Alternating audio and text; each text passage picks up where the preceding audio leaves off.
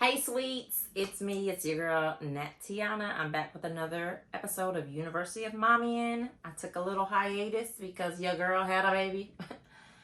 Had a baby, it's a boy. Had a baby, it's a boy. It's a girl though. So yeah, I took a little break to have my child, get into the real life of new motherhood again, and now I'm back.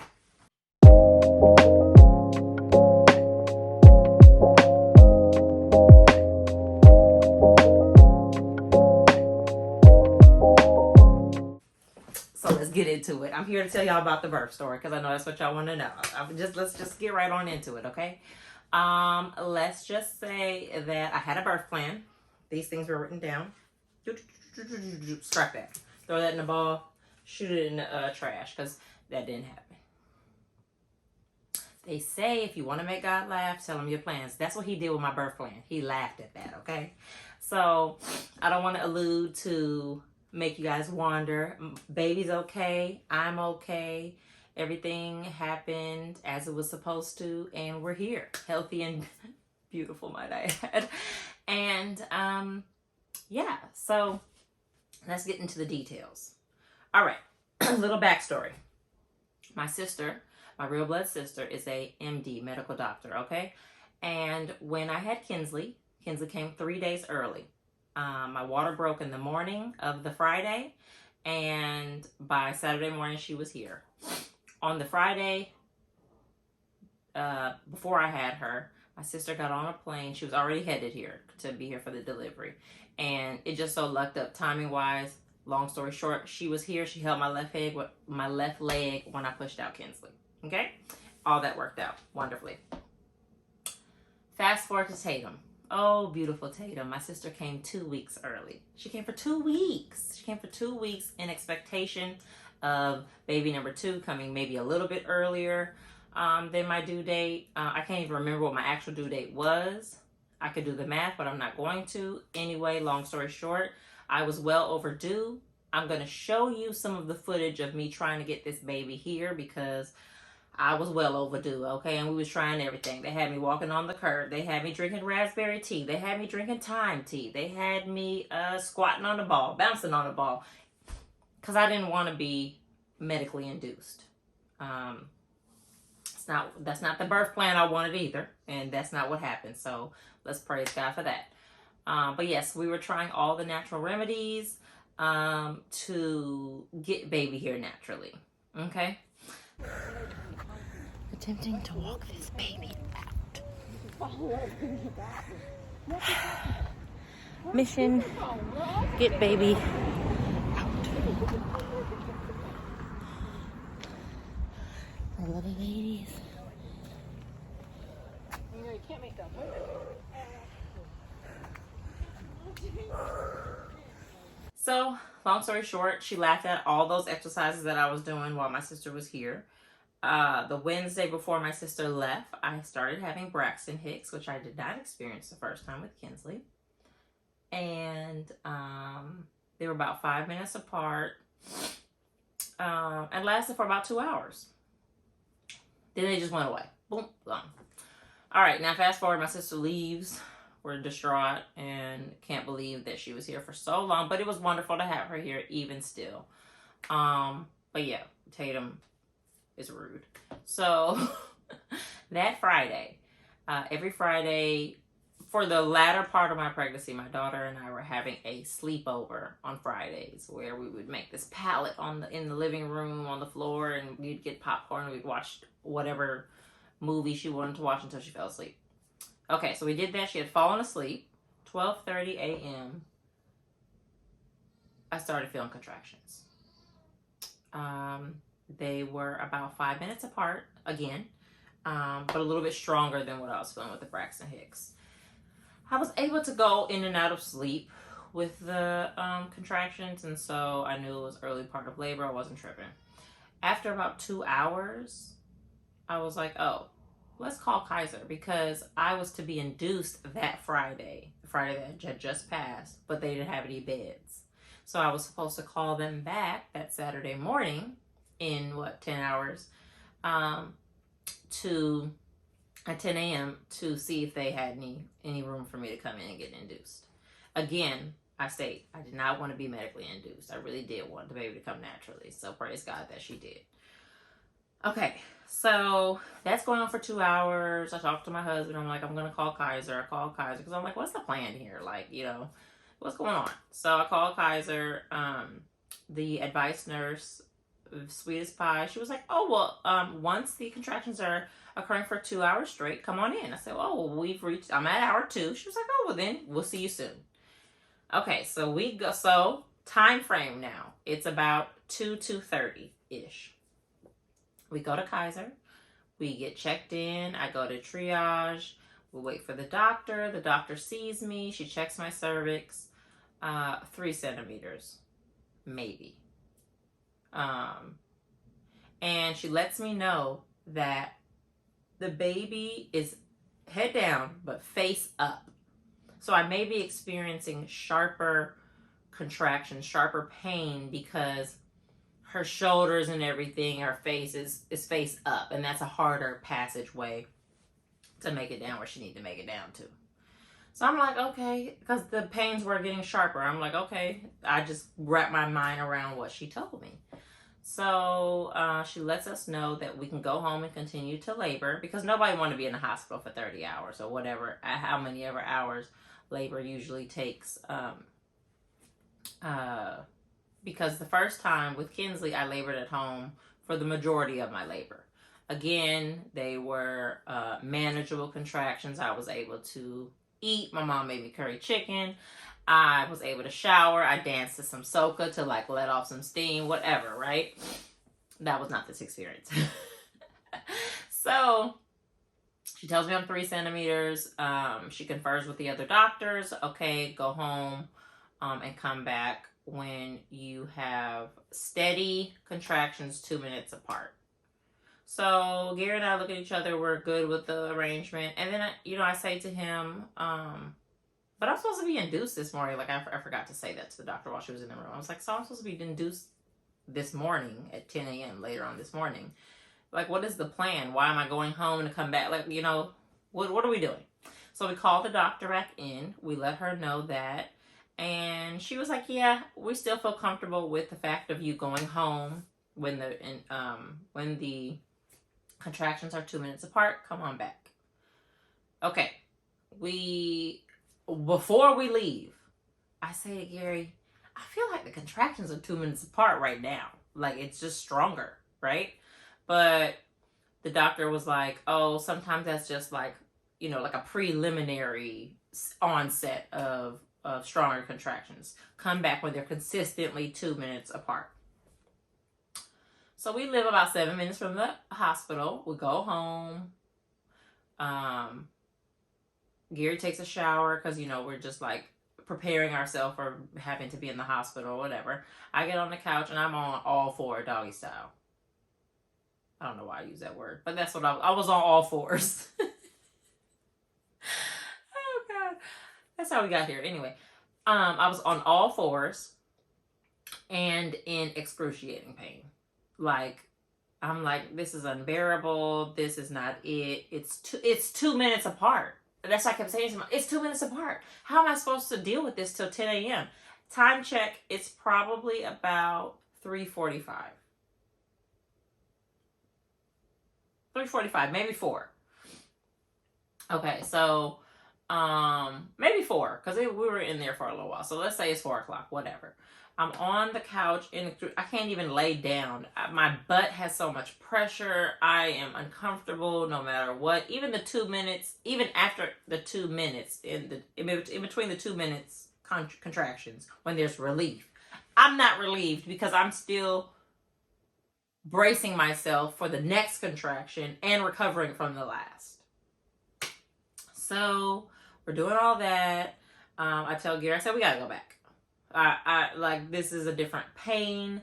I need to go back to the hospital. So because they're 2 minutes apart, I'm like bracing myself. So I go from the living room to the laundry room. And then he's so sweet. He's like, well, now you got to brace yourself to get upstairs so that we can go outside, like go to the car. So I brace myself, the 2 minutes pass, and then I make it up the stairs, and then I'm in the living room sitting down on the chair because I just like it took my breath away each time those contractions came. It was so painful.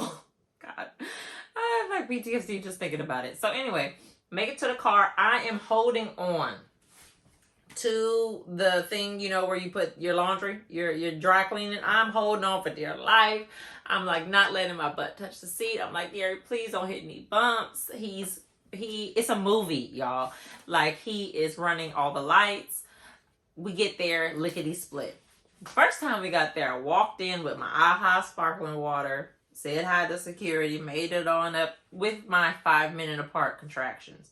The second time, my husband was sweet enough to go get me a wheelchair. He wheeled me in. I did not even speak to security. They said, go right on up to the 3rd floor. Welcome back.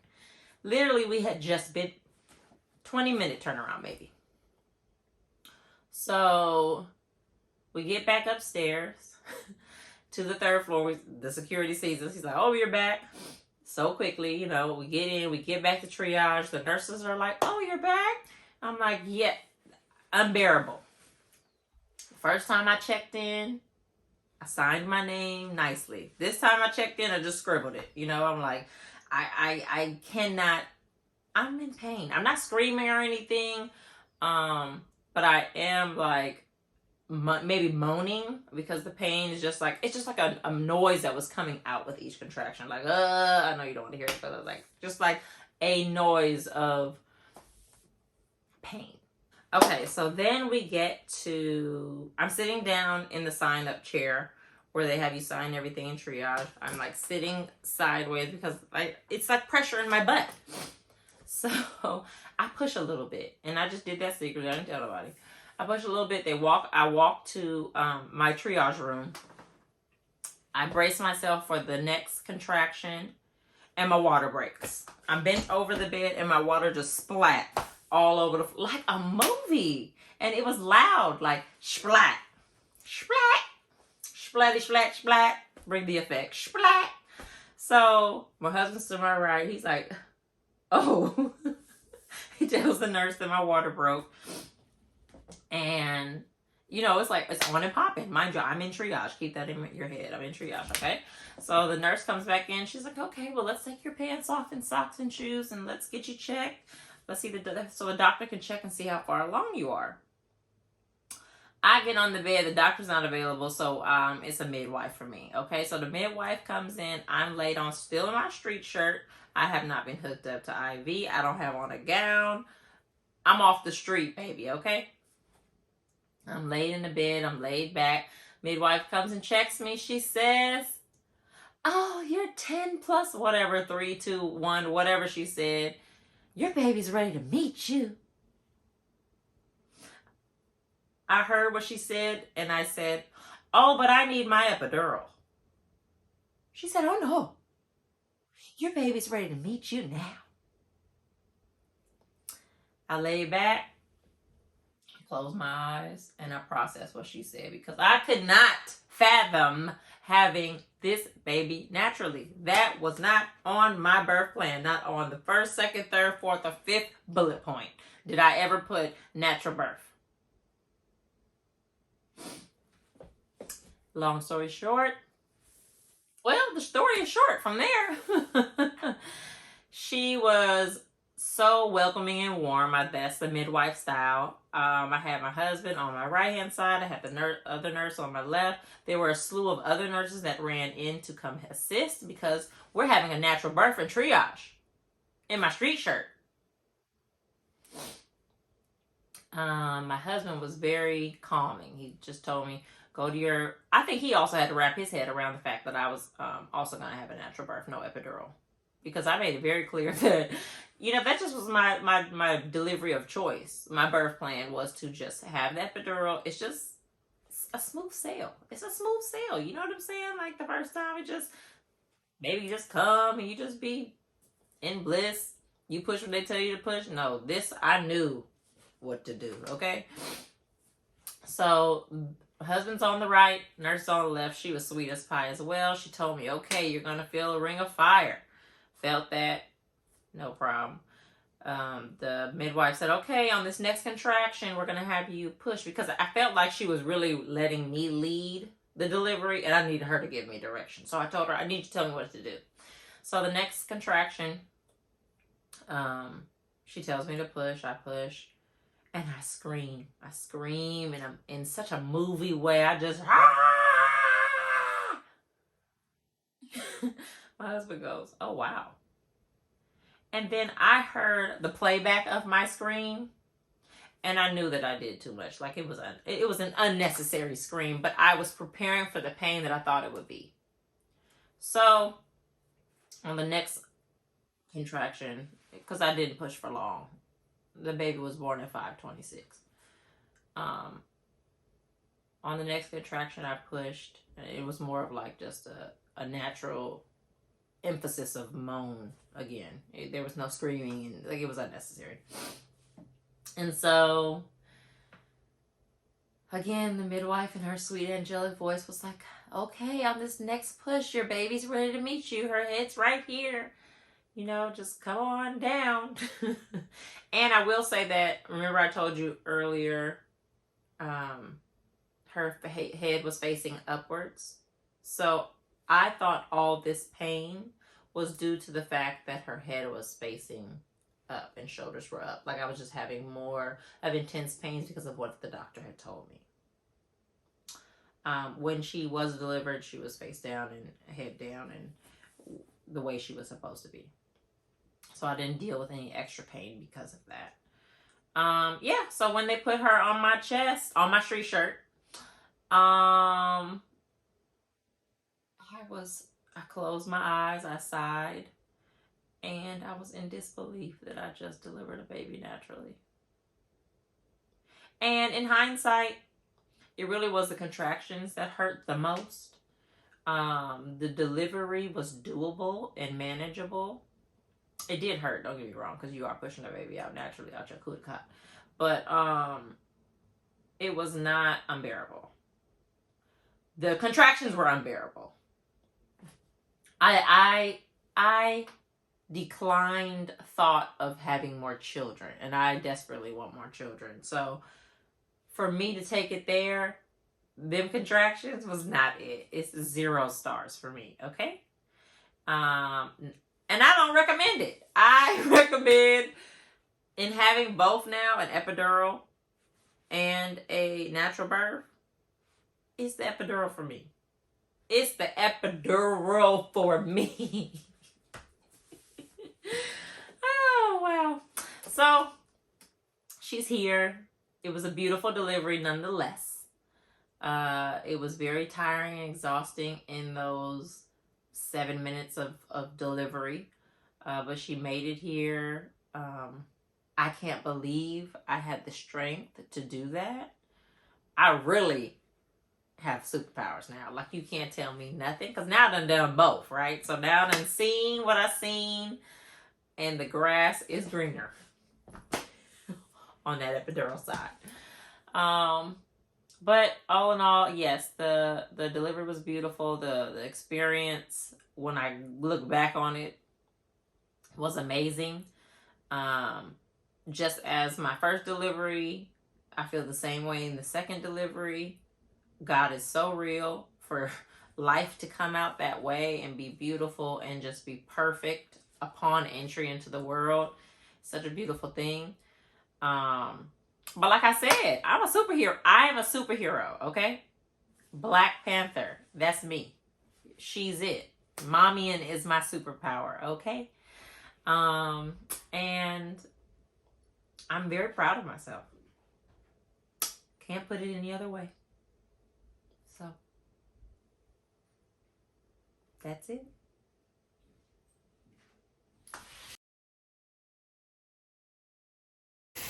Good morning. Good morning. Another day pregnant. Another day pregnant. We are just getting ourselves together this morning and figure out, Kinsley doesn't have any school today. Her daycare provider had something to do. So she asked some of the kids to stay home. And we gladly kept Kinsley. Come, Booty. So she's home with mommy today. We're going to do activities to try and get this baby out. Uh-huh. Come on. So that's what we're going to be doing Come on, today. Boo Come on, Boomer. Get out of here. Get out here. Boo. We need to walk her out. We need to walk around? Yeah. Okay, well, that's what we're going to I do. need to walk her out. We need to walk her out? Yes. That's what we're going to do. We're going to walk her out. So that's what we're going to do. I have some leftover thyme tea that my girlfriend told me to drink. I have raspberry tea being delivered to the house today. That's supposed to help. So we're doing all the things. Okay? Trying to get this one out. Yes, yes. Yes, yes. Okay. Bye. Good morning. Taking little Booger to school. Still no baby. No. No Tatum yet. No. So I will be doing all the exercises and all the ridiculous Mama, we need to drinking walk the Boo leaves out. and all the foolishness that people have recommended that I do to induce this labor, because I do not want to have a medically induced labor. So that's where we're at. So happy day, happy Monday for my very pregnant me, for my very still pregnant me. We're doing our best. Good morning. We are on week 40, day 5 of being pregnant still. And I have 2 more days until they just go on ahead and induce me. I'll be 41 weeks on Friday. And I have no signs of contractions, labor, anything. I'm just chilling. So the likelihood of getting induced Friday is high. And that's all upon availability. I called last night to find out. And she said, yeah, just call by 9 a.m. on Friday and see what we have available, and we'll let you know. So that's where we're at with that. I feel sad because my sister has been here for 12 days in preparation and hopes for the baby to come, and she hasn't come. So she was here, made it right on time for Kinsley's birth. And who knows, maybe Tatum will make a full switcheroo and come tonight. But yeah, she leaves tomorrow, so that's that on that. My best friend leaves tonight, and then my other best friend just got here yesterday, so she'll be here for sure for the induction. So 1 out of 3. I think they're all working together, and happy that someone will be here with me. So that's that on there. That's that on there. That's that on there. Kenzie, you want to say something? Yes. What would you like to say, baby? Boomer's coming out. Boomer's coming out, but when? Today? You guys talked about it? And she said she's coming out today? Okay. There you have it. Boomer might be back in on trance today. All right. More later. Okay, now one of the pros of the natural delivery is the recovery. So I do feel as though the recovery has been less invasive, and I didn't have the complications that I had last time, this time. So with my first daughter, I had issues with constipation afterwards, and had to go back to the emergency room a week later because I hadn't had a bowel movement. Within hours of having Tatum, I had a bowel movement, which I was actually kind of scared to even let come through, because I didn't have the catheter. I didn't have, the numbness of my legs. I was able to walk on my own. It just was very empowering, I would say, to be able to do that and then to be able to just get back up. And I'm not saying that that's the case for everyone, because I have heard for some who even have natural deliveries, they have numbness in their legs or they can't walk or stand or what have you. But I was able to function very normally very soon after. So that was truly amazing. There was more pain with breastfeeding and with being checked by the nurses, because they have to check that your uterus is contracting and going down. I think they do a lot of pressing on your stomach to make sure that the uterus is doing what it's supposed to do to shrink back, and that was very painful. And I don't remember feeling any of that the last time. Also with breastfeeding, that's a natural way of contracting your uterus. So as I was learning to latch Tatum and she was beginning to breastfeed, that was an uncomfortable cramping that I did experience. So I would say the first week of that shrinkage of the uterus, that was where I experienced pain, but I was given pain relief, Tylenol or whatever it was, ibuprofen and Motrin and a stool softener. And so I would say that part of the recovery really was much better than having to wait for the epidural to wear off, and then you kind of feel the shock of everything your body just experienced a few days later. Because like Tatum with Kinsley, I had her on a Saturday, and then by Tuesday I really felt like I had been hit by a bus. I remember that vividly. But nonetheless, I would take that trade in for those couple hours of excruciating pain that I experienced those contractions. All in all, my message from my experience is trust your body, because I knew before leaving the hospital the first time that I shouldn't have left, and that something changed. There was a shift in pain for me while I was there. It could have been when she checked me, she did a sweep, and that kind of spurred more active labor and a faster dilation, because this was my second child. But I don't know. I just know that I felt a difference even before leaving the hospital. And I spoke up for myself. I said that I thought that the contractions were 2 minutes apart, and thank God we don't live far, right? Because Gary would have been delivering a baby at the house for sure, because that baby had to come. In the 20-minute turnaround of us leaving the hospital, coming back to the hospital, I then had my baby within the next 20 minutes. So, it was quick. I didn't even make it to a room. I had the baby in the treehouse in my street shirt. So, all in all, ladies, listen to your body. Be an advocate for yourself. I was lucky enough to have a partner who was listening to me also. I told him we need to go back to the hospital. He asked, he was not, he didn't combat that at all. He was like, okay, let's go. I was even like apologetic, like, I'm sorry, I think we need to go back. And he's like, don't apologize, let's go.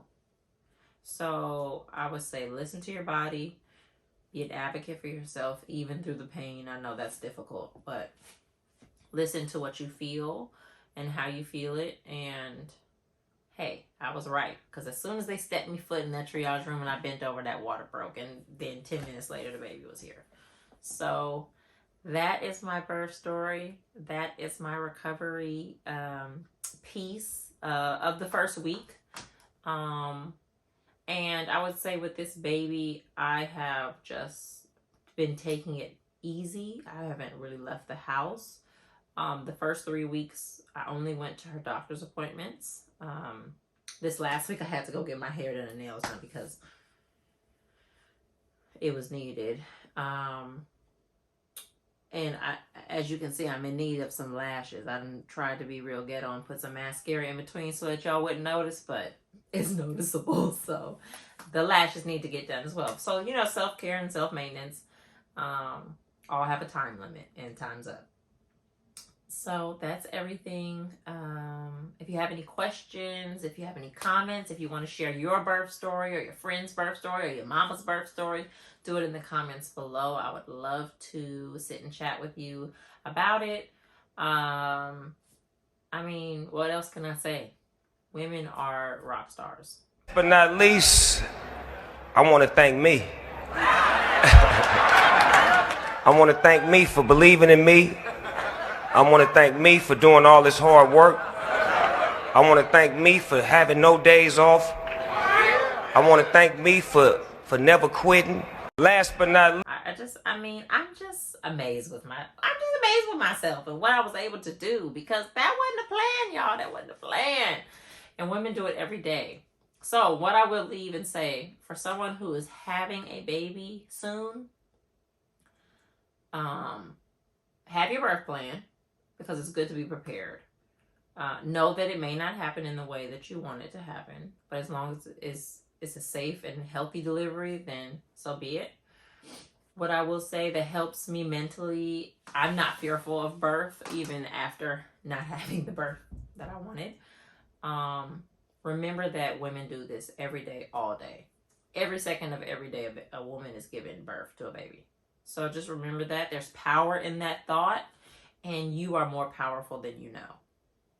So, yeah, that's it. See you guys next time. Don't forget to hit the button, subscribe, turn on the bell notifications, do all the things. We trying to grow. Let's go. Okay, tell your friends, tell your friends, tell your mama. She can watch it when she's bored. I don't care. Let's get there. Till next time. Love you, mean it.